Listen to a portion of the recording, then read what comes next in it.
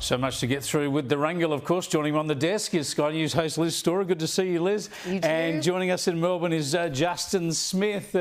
Justin, let's start off on some more wasted taxpayers' money. This time the Victorian taxpayers over the Commonwealth Games. They've got ditched. The Glaswegians Don't mention the war. in Scotland, the Glaswegians are lapping it up. They love what's going on, having Victoria's Games paid for by Victoria.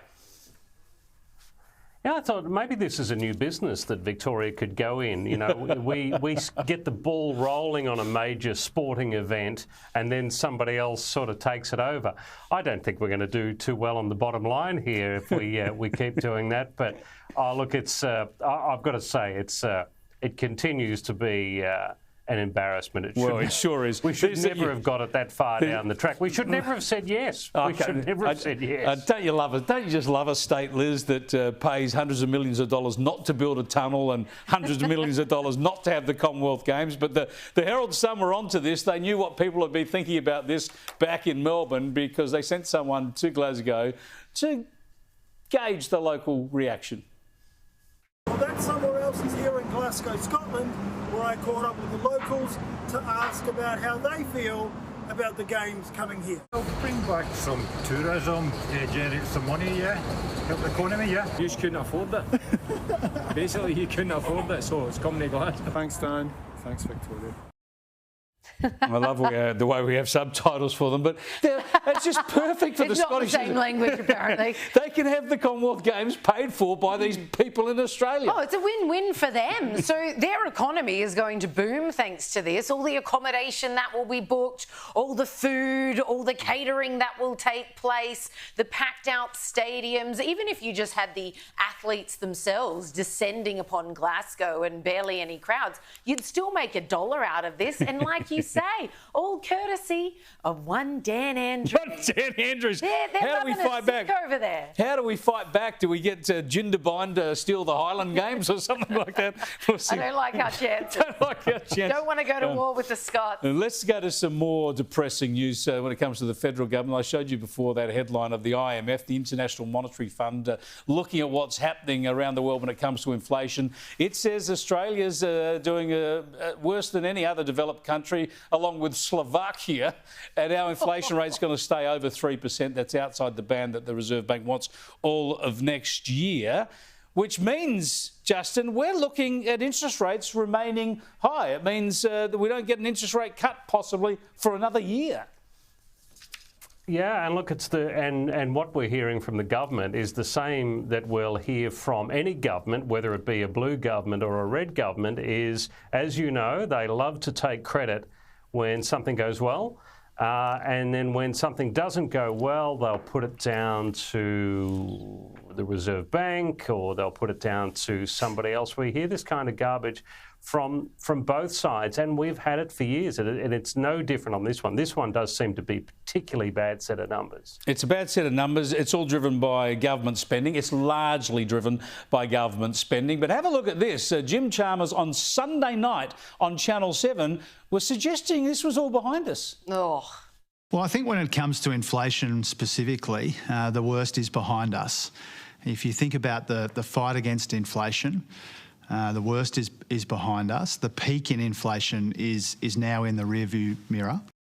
No, Liz, I'm thinking of like a Monty Python clip. He finishes saying that and the IMF foot just stomps on him because it's completely put the kibosh to what he just said. Well, where are you getting that from, Chalmers? Because like you said, the main driver, I would say the only driver, as Milton Friedman famously said, is government spending. Yep. Only government can spend billions of dollars they don't even have, thrust our country into debt. We then pay millions of dollars just in the interest on our own debt.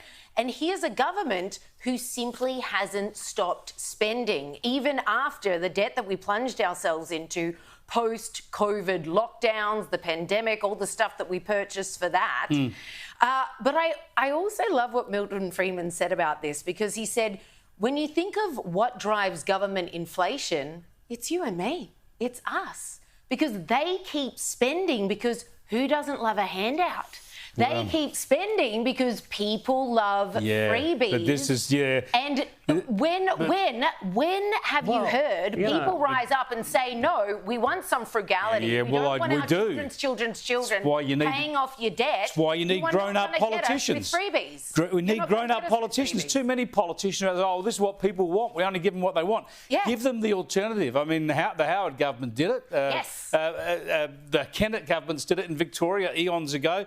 It can be done successfully, but you've got to be adult about it. And it can be sold to the people before they go to the vote and just say, look, guys, we need to tighten our belts. We need to be responsible here. And responsible people will say, I'm going to vote for these guys because this is out of hand and we want to see government spending cut. It was Javier Milei, within 6 months, when he became president in Argentina, cut inflation from 25% to just 4.2% in 6 months. Why? He cut public spending by 30%. It's that simple. We are still growing it here. We all know it. Equals C. We all know it. It is, as you say, an iron law. When all the stimulus for COVID came in, you knew that was going to create an inflation problem. Yes. We've done nothing to rein it in. None. Just on a related issue, though, Justin, we know one of the drivers of government spending and private spending at the moment is this so-called renewables transition. What about the news today from the Australian energy market operator that it can't guarantee this is going to push prices down? That's a huge hole in Labor's argument, isn't it? Well, as you know, I'm a big believer in renewables, not a backer of the Labor Party, but a big believer in renewables. But here's the plan on both those things, on the inflation and the energy prices, is we've got an election coming up, and it's going to be up to people like the three of us to be asking hard questions on both sides, not just on one side, but asking questions on both sides on what they're going to be doing about it. If you could get Chris Bowen, that's our plan. If you could get Chris Bowen to come here and answer some questions, I'd love to. Or Daniel Westerman, the head of AEMO. I've asked him numerous times. I don't know who you think I am, but sure. Get him along.